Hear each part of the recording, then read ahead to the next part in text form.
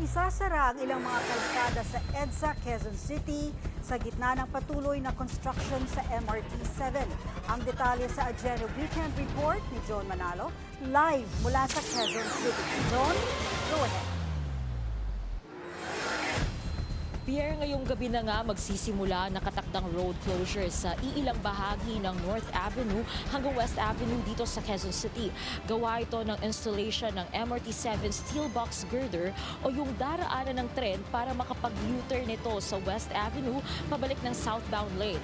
Ayon sa MMDA, itatayo ang mga girder na ito magmula February hanggang May ngayong taon. Mamayang alas 10 ng gabi, isasara ang mga kalsada dito sa North EDSA sa pagitan ng Landmark Trinoma at Unified Grand Central Station ng MRT-7. Mananatili itong sarado hanggang alas 4 ng madaling araw at araw-araw na rin itong gagawin ng MMDA hanggang May 19.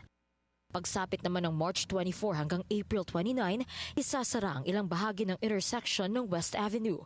At salita naman muli ang pagsasara ng north at southbound lane nito mula April 29 hanggang May 19. Bukod pa riyan, magsasagawa rin ang MMDA ng 24/7 partial lane closures sa EDSA northbound at southbound lanes. Para naman ito sa pagtatayo at pagdismantle ng tower supports ng steel box girder.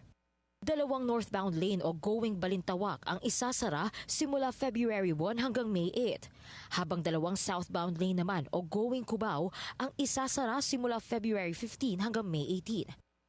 Halo-halo naman ang reaksyon ng iilang motorista sa gagawing road closure simula ngayong araw. Maganda, kaya lang mga katraffic ng konti yun. Kahit pwede naman kami umiwas. Kasi kung ikabubuti naman ng kalsada natin sa kanang lugar, maayos yun. Kaya lang, yung tao na lang dapat umunawa. Siyempre masikip dito, lalo taga dito lang kami, so abala talaga. Traffic. Yun lang. Tsaka malilate yung mga ibang pupuntang trabaho, whatever. Aminado naman ang MMDA na maaaring makaapekto sa lagay ng trapiko ang isinasagawang partial road closures. Lalo na sa bahaging ito ng Quezon City na talagang dinadaanan ng maraming motorista. Kaya gabi na nila isasagawa ang pagsasara ng mga daan dahil mas kakaunti ang mga motorista at bumabiyahe. Patuloy ding nakikipag-ugnayan ng MMDA sa Quezon City LGU na naglabas na rin ng mga advisory sa social media bilang gabay sa pagbiyahe. At inatasan na rin ng VPS Steel Structure Corporation na siyang kontraktor ng proyekto na mag-deploy ng traffic marshals, maglagay ng proper signage at magbigay ng alternative routes para iwas aberya na sa kalsada. Pierre, sa ngayon nananatili namang normal ang daloy ng trapiko dito sa bandang North Avenue sa Quezon City. Magmula kaninang hapon ay wala naman tayong na-monitor na matinding traffic. Hindi rin nagkaroon ng bumper-to-bumper traffic.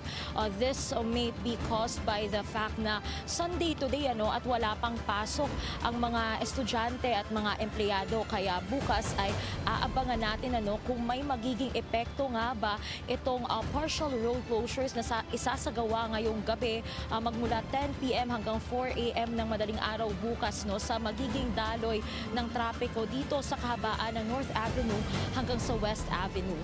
At yan na muna ang pinakahuling balita mula dito sa Quezon City. Balik sa iyo, Pierre. Maraming salamat, John Manalo, nag-uulat ng live mula sa Quezon City.